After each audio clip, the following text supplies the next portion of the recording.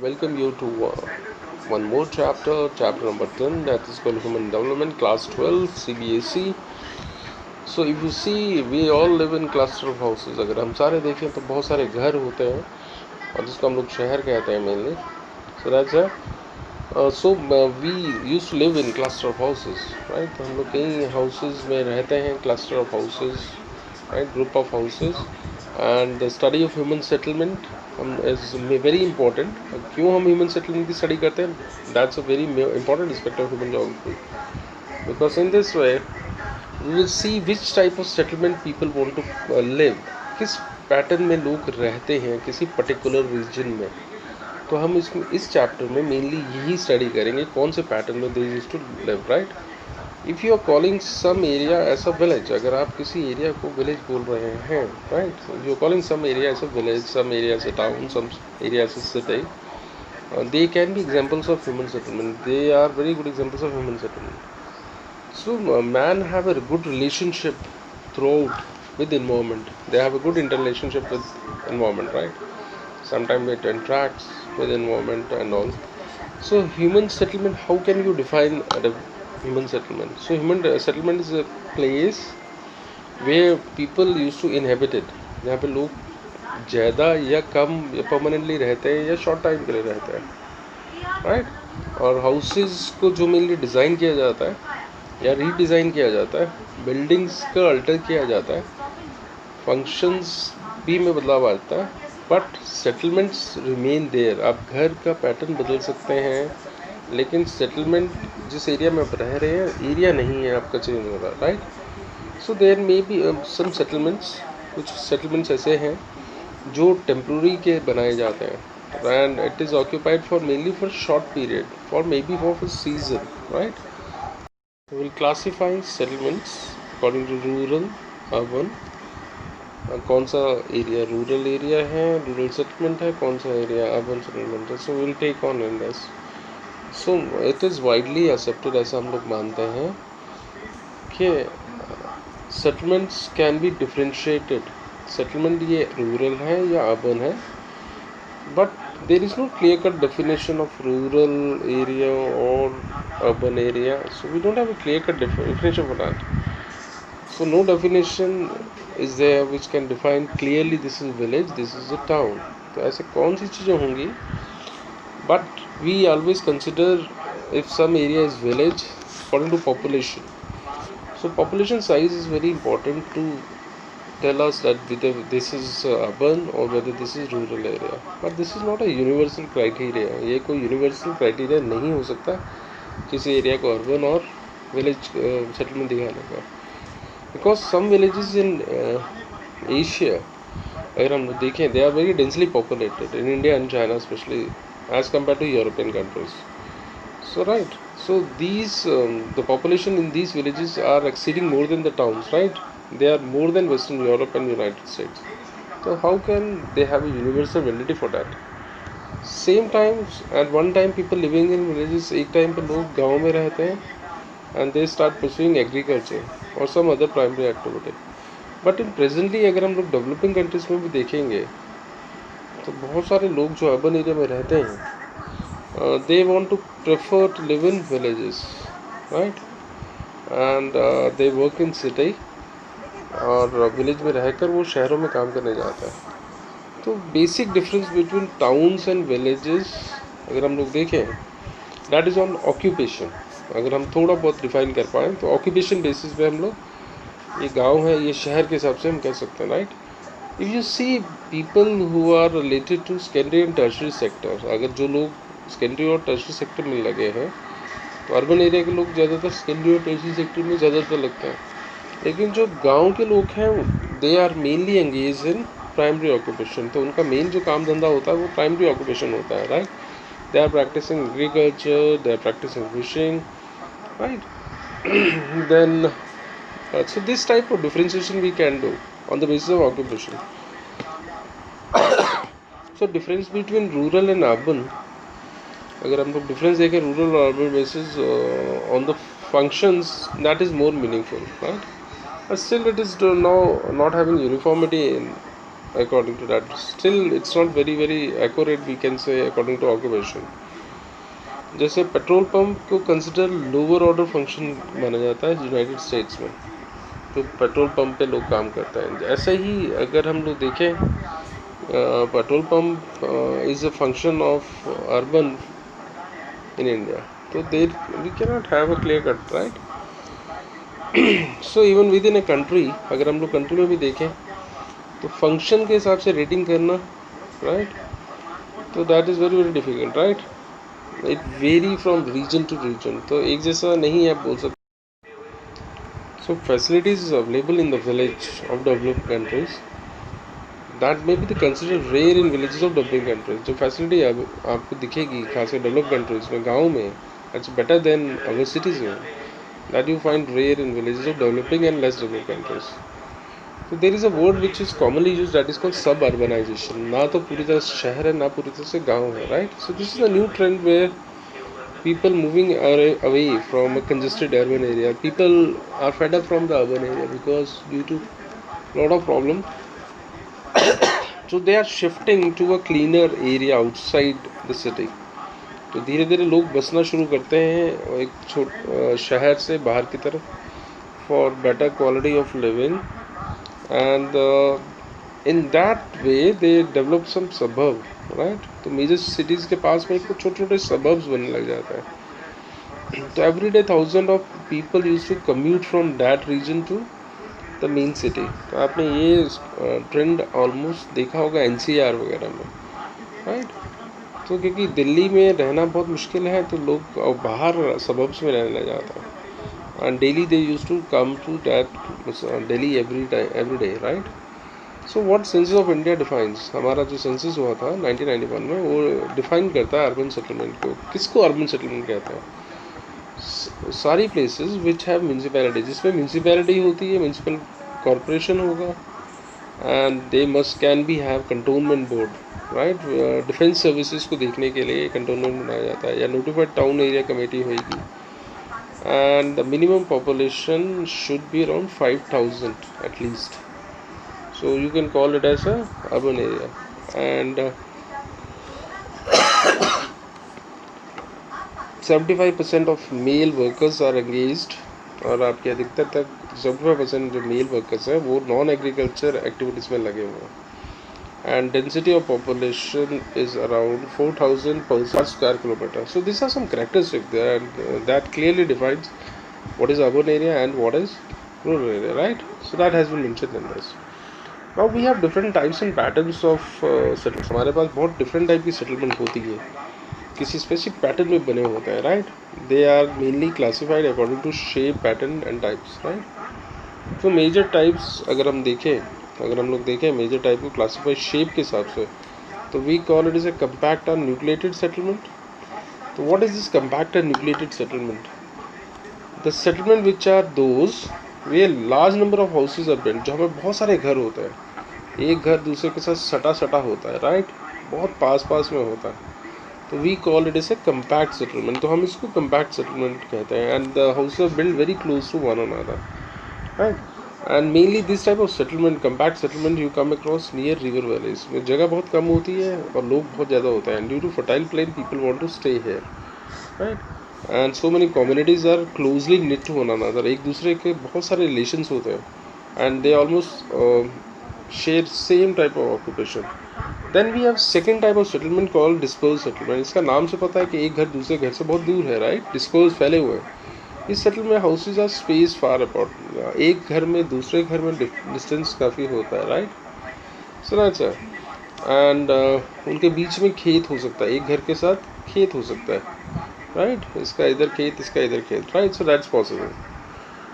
So cultural features of that place और market जो होती है ये डिस्पर्स में, वो इस सेटलमेंट को इकट्ठा करती है, नहीं तो ये एक दूसरे से बहुत दूर रहते हैं, right.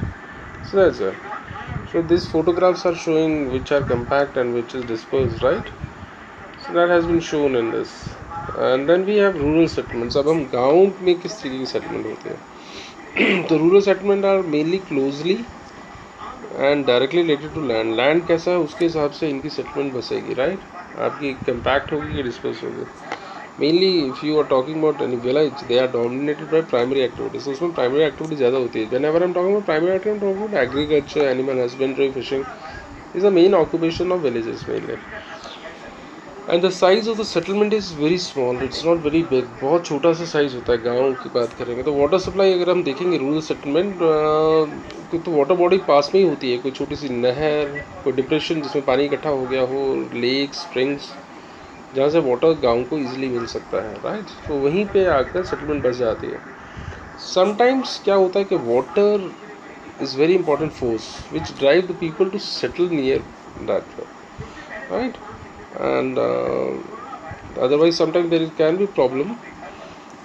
Area can be surrounded by swamp or low lying river banks, तो लोग एक छोटे से एरिया में जाके रहने के लिए मजबूर हो जाते हैं। तो these type of पॉइंट्स, जो स्वैम्प हो, दलदल वाला इलाका हो, कोई छोटा सा आइलैंड हो, लो लाइंग बेड हो, तो इस एरिया को हम लोग वेट पॉइंट्स बोलते हैं, right. This are called wet points, right. and the settlement is based on water. So these type of settlements where water के कारण settlement बसती है, उसके क्या advantages हैं? तो water can be used for so many purposes, right? So drinking, cooking and washing. तो हम water का इस्तेमाल तो हम कई जगह पर करते हैं। एंड जो अगर रिवर के पास में गाँव बसे हुए हैं, लेक से पास में बसे हुए हैं, तो they can irrigate the farmland, क्योंकि एग्रीकल्चर में आपको पानी की रिक्वायरमेंट बहुत ज़्यादा होती है, राइट। तो वाटर बॉडी से आप लोग फिश भी कैच कर सकते हैं, right, that can be used for their diet, and the river or canal can be navigated. आप अपना transportation भी कर सकते हैं उसमें, ठीक है। So therefore people want to stay near river valleys, right. Second factor for rural settlement is land. Land भी काफ़ी हद तक तय करता है कि आपकी सेटलमेंट कैसे होगी। तो लोग उसी एरिया में रहना पसंद करते हैं जो फर्टाइल लैंड हो, राइट, और एग्रीकल्चर के लिए अच्छी हो। यूरोपियन अगर विलेजेस के हम देखेंगे, जो यूरोप में गांव बसे हुए हैं, तो they are avoiding some swampy area. अगर कोई गांव में swampy area, low lying area है, तो वहाँ पे लोग रहना पसंद करते हैं गांव यूरोप में। लेकिन अगर हम साउथ ईस्ट एशिया में देखें गाँव में, तो लो लाइंग रिवर वैलीज में लोग रहना चाहते हैं, राइट। तो that's the difference. And coastal plain mainly they like rural people because they can grow wet rice. Rice को grow वो अच्छी तरह से कर सकते हैं, right? So every settler want a plain area and they want a fertile land. हर गांव में लोग ये main, that is the main criteria for that. They want to have a fertile soil, right? But some settlement has been set up at upland, height पे भी लगाया गया, right? Because this uplands make them safe against flooding. बाढ़ आना, this is very common, especially in India, especially in mountainous area. They want to set at upland, right? So flood आने से उनका damage बहुत होता है, उनके घर खराब हो जाते हैं, and the loss of life is possible. So they want to set up somewhere upland, right? तो ये उन एरियाज में होता है जो बहुत लो लाइंग रिवर बेसिन्स हैं, where it is possible, right? तो where people prefer uplands. Then they want to settle at terraces. Terrace होता है सीढ़ीदार एरिया में रहना पसंद करते हैं, right? And these are called dry points. So अभी आपको थोड़ी देर पहले मैंने wet points बताया था, these are dry points because water concern is not there in this. If you see tropical countries, right, so they want to build their houses on stilts, marshy lands, दलदल वाला हल्का सा पानी वाला area, right, ताकि उनका protection हो सके फ्लड से, इंसेक्ट से और एनिमल पेस्ट से, जानवरों से उनका बचाव हो सके। That's the reason this countries want to live there, right. What type of building material they are using, अपने अपने एरिया में कैसा बिल्डिंग मटीरियल यूज़ करते हैं। तो availability of building material also is very important indicator for settlement. कहीं पे would का इस्तेमाल होता है, कहीं पे स्टोन का इस्तेमाल होता है, राइट। सो डिपेंड्स कि उस एरिया में कैसी ज़रूरत है। मेनली जो पहले विलेजेस थे, अगर हम देखें पुराने विलेजेस देखें ओल्ड में, तो mainly they were constructed when they clear forest, क्योंकि वुड बहुत प्लेंटी में थी उस टाइम। जब आपने फॉरेस्ट काटा होगा तो वुड बहुत सारा होगा, राइट। सो ऐसा कुछ एग्जांपल हमें लॉयर्स में दिखते हैं, that is in China, right. We come across with cave dwellings. लोग पहाड़ों को काट कर उसके बीच में रहते थे, अफ्रीका सवाना में, राइट। अफ्रीका के सवाना में हमें मड ब्रिक्स का भी दिखता है। एस्किमोस अगर हम देखें जो पोलर रीजन्स में रहते हैं जहाँ बर्फ़ से ढके होते हैं तो वो आइस का इस्तेमाल करते हैं। तो आपको मटेरियल आल्सो तय करता है कि किस टाइप की सेटलमेंट होगी, right. So that's for defence sometime a settlement is created for defence purposes, right. So time of political instability is possible, कहीं लड़ाई झगड़ा देश में बहुत हो रहा है, सिविल वॉर हो रहा है, राइट, और एक दूसरे नेबरिंग जो ग्रुप है वो एक दूसरे के बहुत दुश्मन है, तो कहीं की सेटलमेंट डिफेंस के पर्पज से भी बनाए गए हैं हिल्स पर और आइलैंड्स पर, तो that is also possible, right. So this are some indicators on which this thing happen. So like defence purposes के लिए we come across in Nigeria, is a country in Africa, तो we come across inselbergs, बहुत height पे बनाए गए for defence purposes, they have set up settlement. So India में अगर आप देखेंगे maximum forts they are located at very high ground, because अगर आप अपना किला बहुत पहाड़ पे बनाएंगे तो you can look after the things very carefully, right. Then we have settlement which is called plan settlement. Sites को अचानक नहीं चुना जाता, राइट, और बहुत सारी प्लानिंग करके सेटलमेंट्स बनाई जाती हैं, राइट, एंड गवर्नमेंट का से होगा, right, government if say yes for that then only they can set up their shelter, water and other infrastructure, they also look after for making settlement, for making any settlement. So there is a special village program has been started in Ethiopia, ठीक है। तो ऐसा ही हमें India में भी canal colonies setup की थी Britishers ने, इंदिरा गांधी कैनाल एरिया में इंडिया में। कुछ ऐसे एग्जांपल्स हैं जो बहुत प्रॉपर वे से सेटल टाइप के गांव बनाए गए, right. Then we have rural settlement patterns. अब हम पैटर्न्स देखेंगे गांव में कैसे टाइप के पैटर्न्स के घर होते हैं, राइट। सो मेनली अगर हम देखेंगे पैटर्न्स ऑफ रूरल सेटलमेंट तो हमारे को दिखेगा कि हाउसेज इन लोगों के कैसे होते हैं, राइट, किस पैटर्न में बसते हैं ये, whether it is compact, whether it is disperse. So the site of the village कैसी है, उसकी आसपास की टॉपोग्राफी कैसी है, फिजिकल एरिया कैसा है, उसका टेरेन कैसा है, वो काफ़ी हद तक तय करेगा कैसी शेप होगी और कैसी साइज़ होगी विलेज की, राइट। सो रूरल अगर हम देखेंगे सेटलमेंट को, उनको हम क्लासीफाई कर सकते हैं on the basis of number of criterias, आपकी पैटर्न कैसा होगा। तो on the basis of setting अगर हम देखें तो we have main types are plain villages, plateau villages, coastal villages, forest villages. अगर हम सेटिंग के हिसाब से देखें, ठीक है, डेजर्ट विलेजेस, फिजिकल फीचर्स को देख के हिसाब से गांव बसते हैं। अगर प्लेन एरिया में गांव बसा हुआ है तो प्लेन विलेज, प्लाटू में बसा हुआ है तो plateau village. So this type of things are there. लेकिन अगर हम फंक्शन के हिसाब से गांव को, सेटलमेंट को क्लासीफाई करने लगे तो there can be farming villages, right, there can be fisherman villages. ऐसा होता है कि कुछ एरिया में फिशरमैन बहुत सारे होते हैं तो वो अपना एक गांव बसा लेते हैं। लंबरजैक विलेजेस जहाँ पे लकड़ी बहुत कटती है वहाँ पर।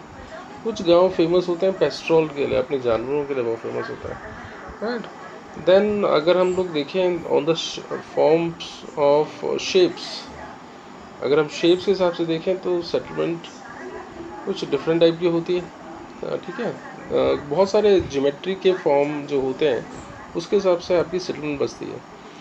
सम villages are in line, linear shape में होते हैं, गांव एक सड़क के आसपास ऐसा होता है, this is called linear. Then we have rectangular, right, then we have star shaped, then we have T-shaped villages, right. So that we come across. If you take linear pattern, तो ऐसे घर जो होते हैं या तो रोड के आसपास होते हैं और बिल्कुल रोड के सामने साथ में होता है, रेलवे लाइन के पास में होते हैं, कैनाल बनी हो उसके आसपास होते हैं, राइट, और that is possible. Rectangular pattern कहाँ पे बनते हैं? Rural settlements mainly they are found in plain area, जहाँ पे बहुत प्लेन एरिया है, राइट, और आपको वैलीज़ भी दिखती हैं, माउंटेन्स हैं उसके बीच में छोटी सी वैली है, तो वहाँ पे आपको रेक्टेंगुलर टाइप की फीचर देखना है। मेनली जो रोड्स होती हैं रेक्टेंगुलर में, they cut each other, this type of pattern will be there. तो एक दूसरी रोड एक दूसरे को काटती है। सर्कुलर पैटर्न मेनली डेवलप वहाँ होता है जहाँ पे लेक है ऐसे घर बस जाता है, राइट। तो sometime we call this villages is a central part remains open and that is mainly used for animals, and this area is protected from wild animals also. So this type of patterns mainly आते हैं. Star like pattern कहाँ पे बनेगा? जहाँ पे बहुत सारी roads होती हैं, ठीक है. तो एक रोड यहाँ से जा रही है और एक रोड यहाँ से जा रही है, राइट. तो उसका पैटर्न ऑलमोस्ट स्टार जैसा आपको दिखता है, right.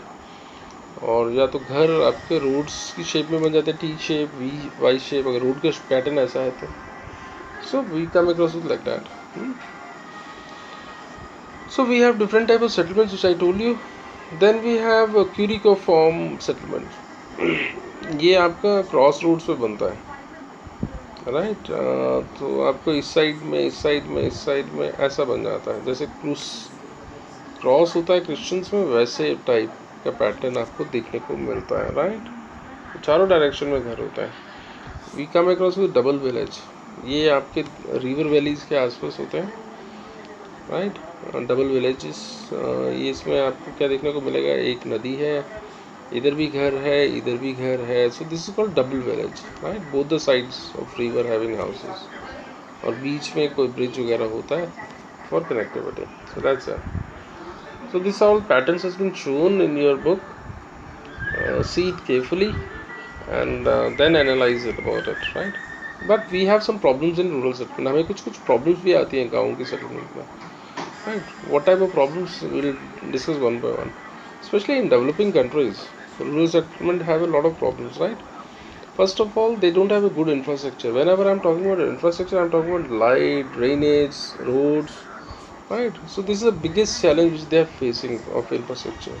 They don't have a good opportunity for planning. So some problem like water, supply of water is not adequate. बहुत ज़्यादा पानी नहीं मिलता है rural settlement में. That's the reason why you find there is a lot of problem of water scarcity in these rural areas, especially in people in villages, especially in mountainous and arid region. जो लोग पहाड़ों में रहते हैं गाँव वाले और arid area में रहते हैं, they have to go for kilometers in search of water. तो उनको बहुत दूर तक जाना पड़ता है पानी को लेने के लिए. So waterborne diseases also there. Water would be there, but water is contaminated. That's the reason why waterborne diseases are also very common, especially in these areas. So the problems like cholera, jaundice, this is a very common problem. Waterborne diseases का नाम है ये. तो आपको गाँव में ऐसी problems भी आम दिखेंगी.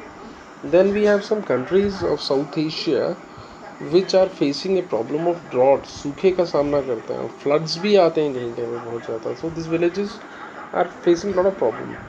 Then crop cultivation की sequence, क्योंकि आपका crop कब लगानी है, we have to totally depend on monsoon, right? So there is no irrigation. पानी नहीं होगा तो खेती आप नहीं कर सकते. So that's the reason why they are suffering badly. So we don't have proper toiletry in rural areas, right? Open defecation is very common in rural settlements. So garbage कहाँ फेंकें, अपना गंदगी कहाँ फेंकें, and if they are not doing it, so health related problems can exist. So these are some problems which we are rural settlement facing. Then design and use of building material that vary. ठीक है, वो कैसा होना चाहिए ecology environment के हिसाब से. They are not clear. They want to build the house but they are not clear about it. So somewhere you find the houses are made up of mud.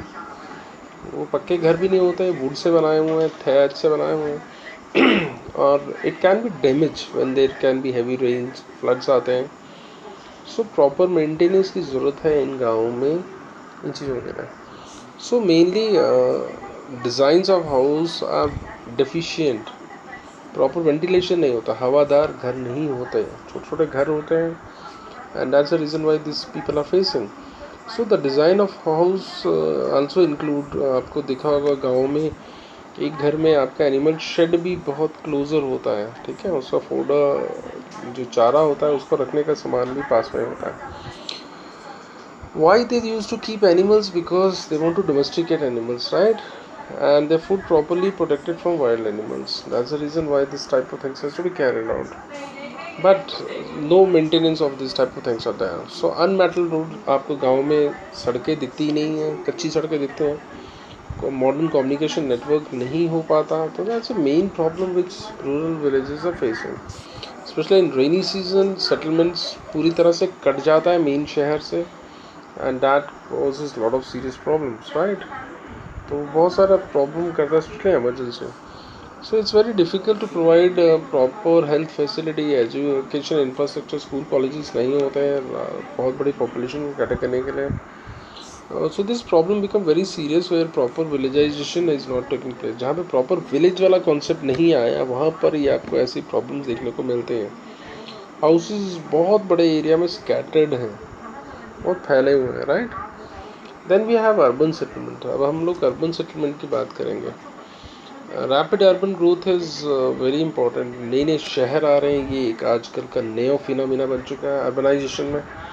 अभी कुछ सालों में ही आपको कुछ एरियाज़ में, अर्बन एरियाज़ में population का size बहुत बढ़ गया है, राइट। पहले कुछ थाउजेंड्स में था, अब लैक्स में हो गया। सो पहला जो अर्बनाइजेशन वाला अर्बन सेटलमेंट थी, इसकी पॉपुलेशन 1 मिलियन तक पहुंची। वो सिटी का नाम था London. That happened in AD 1810, right. अगर हम लोग 1982 के हिसाब से देखें तो 175 सिटीज़ हैं वर्ल्ड में, that will reach the mark of 1 million. तो हमारे 175 सिटीज़ 1 मिलियन मार्क को टच कर गए हैं। अब तो बहुत सारे सिटीज़ ऐसे हो गए होंगे जो 1 मिलियन पॉपुलेशन को टच कर गए हैं, right. Presently if you see 48% of the world population अगर हम लोग देखें तो they lives in urban settlement. वो अर्बन सेटलमेंट में लोग रहते हैं, कंपेयर टू 3%। अगर हम लोग देखें 1800 ईयर में सिर्फ 3% लोग रहते थे, लेकिन अब अगर हम देखें तो 48% people live in urban areas. So maximum लोग prefer urban areas, right. So this is the chart which has been in 1800 में percentage only 3% people lives in urban area, 1856, then 1914, then 1950 there are 30, 1980 somewhere 37, 2001 it is 48, right. So that's that. So population size also matter. So it's a very important criteria in most countries to define urban areas. Population के हिसाब से हम गाँव और शहरों को अलग करते हैं। So the lower limit of A population size, अगर कितनी लोअर लिमिट होनी चाहिए ताकि हम किसी एरिया को अर्बन एरिया कह सकें। सो अर्बन एरिया के लिए 1500 है कोलंबिया में। हर कंट्री का अपना अपना पैटर्न है कि कितनी पॉपुलेशन का साइज़ होना चाहिए अर्बन एरिया के लिए। तो 1500 अगर मेंबर्स होंगे कोलंबिया में तो उसको अर्बन एरिया बोलेंगे। 2000 इन अर्जेंटीना। पोर्चुगल में we have 2500। If you take USA and Thailand, there should be 5,000 people if are living, we can call it urban.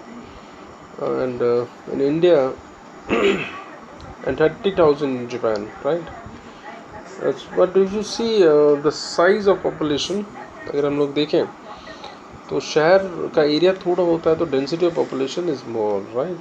तो 400 पर्सन पर स्क्वायर किलोमीटर भी शहरों में रहता है। And these people carry non agriculture work, ठीक है। तो हम लोगों का डिफ्रेंशिएशन अर्बन और गांव के बीच में क्या था, ऑन बेसिस ऑफ ऑक्यूपेशन। तो maximum urban people are engaged in secondary and tertiary sector.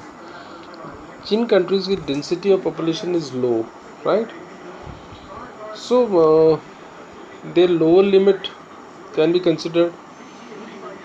तो हम उनको डेंसली पॉपुलेटेड कंट्रीज के बीच में हम उसको फिक्स कर सकते हैं, right. So that's it. Denmark and Sweden and Finland, they are very different countries, right, Scandinavian countries. तो यहाँ पे density of population is 250 only. They don't have so much population, so they call themselves as a urban population. So आपके कुछ countries का भी आपको दिमाग में रखना है, वो उसकी लोकेशन देखनी है, उसके फिजिकल फीचर्स देखना है। तो minimum population of the city कितनी होनी चाहिए, तो that differ from one place to another. तो अगर पॉपुलेशन के हिसाब से हम लोग यूनिवर्सल नंबर फिक्स नहीं कर पा रहे हैं, so that's a problem, right. So some of the common basis for classification of size of population के हिसाब से, ऑक्यूपेशन के हिसाब से हम गाँव और शहरों को डिफ्रेंशिएट कर सकते हैं। एडमिनिस्ट्रेटिव सेटअप के हिसाब से हम उसको डिफ्रेंशिएट कर सकते हैं। If you see Iceland and Canada and Venezuela, तो वी हैव 1000 पर्सन शहर में रहते हैं, ठीक है।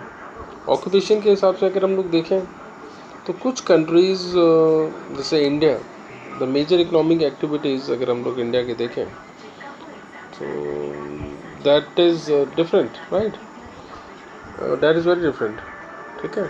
Occupation can not be criteria, right, like in Italy that settlement is called urban where 50% of people are economically productive population, non agriculture activities में लगे हुए हैं, तो हम उसको अर्बन एरिया कह सकते हैं. अगर 50% लोग आपके इटली में नॉन एग्रीकल्चर सेक्टर में लगे हैं तो हम उसको अर्बन एरिया कहते हैं. So that is definition bye Italy.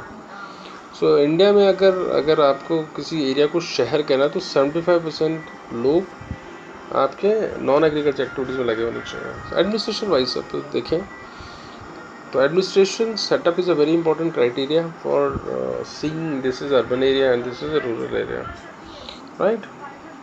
For example India में settlement of any size is classified as urban if it has municipality, if it has a cantonment board, अगर उसमें ऐसे ऑफिसेस हैं और उसमें नोटिफाइड एरिया का काउंसिल भी है तो we call it is a urban area. Same way in Latin American countries, अगर हम साउथ अमेरिकन कंट्रीज को देखेंगे such as Brazil and Bolivia, this both are in South America, तो any administrative centre is considered as a urban. Population के हिसाब से है, उसमें एडमिनिस्ट्रेशन के हिसाब से फिक्स नहीं किया हुआ. The location is very important parameter for designating some area as a urban और रूरल एरिया, राइट.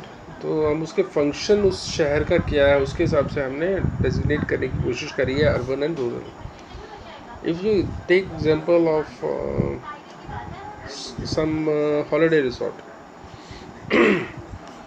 और एक इंडस्ट्रियल टाउन, तो हॉलिडे रिसोर्ट का पर्पस टूरिस्ट को सेटिस्फाई करना है. इंडस्ट्रियल टाउन का the main purpose is they produce things, so their functions are different. Military का कुछ और फंक्शन होगा, सी पोर्ट का कुछ और फंक्शन होगा, राइट.